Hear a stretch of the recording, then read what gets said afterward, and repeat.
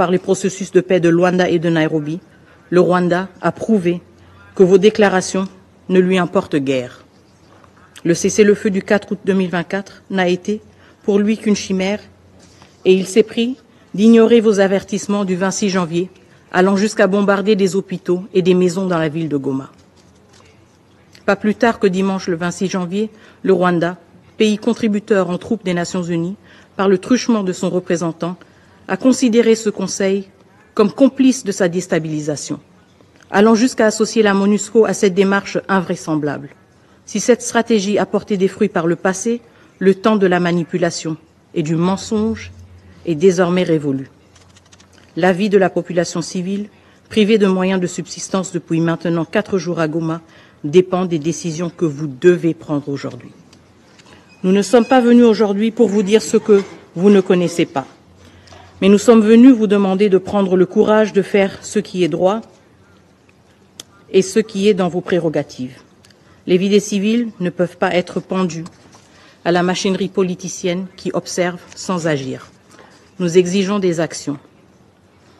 Reconnaître la responsabilité du Rwanda dans les violations multiples de notre souveraineté, ainsi que dans les atrocités qu'il commet, a été insuffisant pour qu'il cesse sa poursuite du conflit.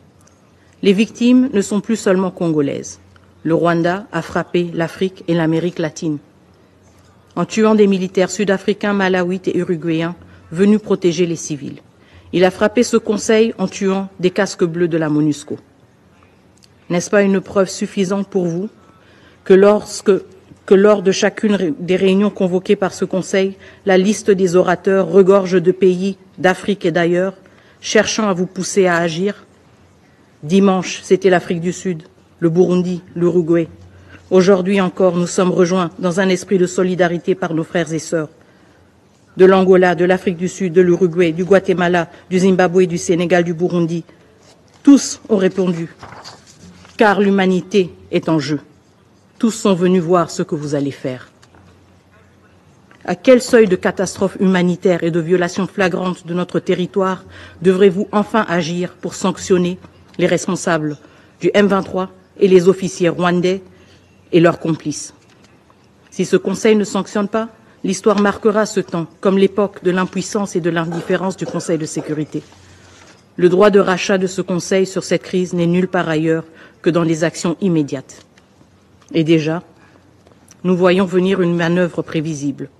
Le Rwanda, qui a délibérément dirigé cette guerre sur le territoire d'un autre État souverain, le nôtre, commence à revendiquer que les combats atteignent son propre sol.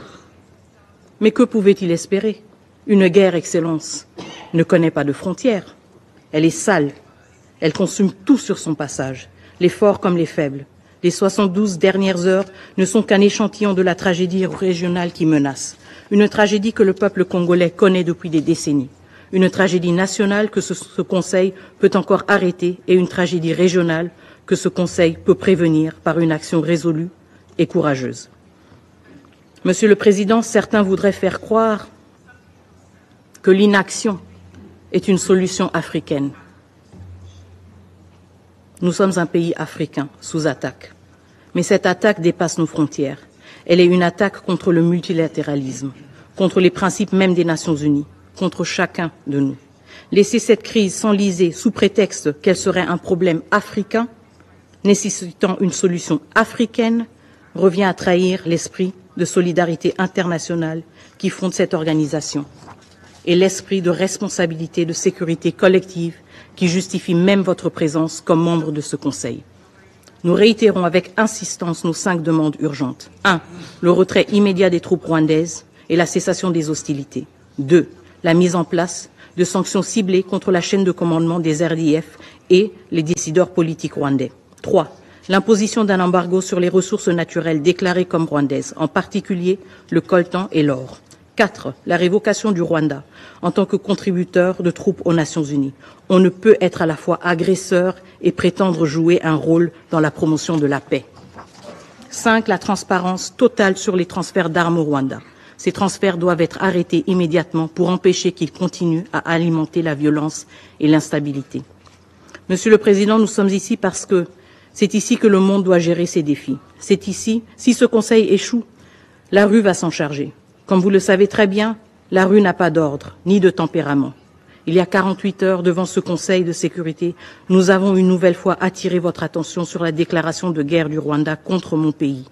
Une balle qui frappe dans le cœur ne saurait laisser le reste du corps indifférent.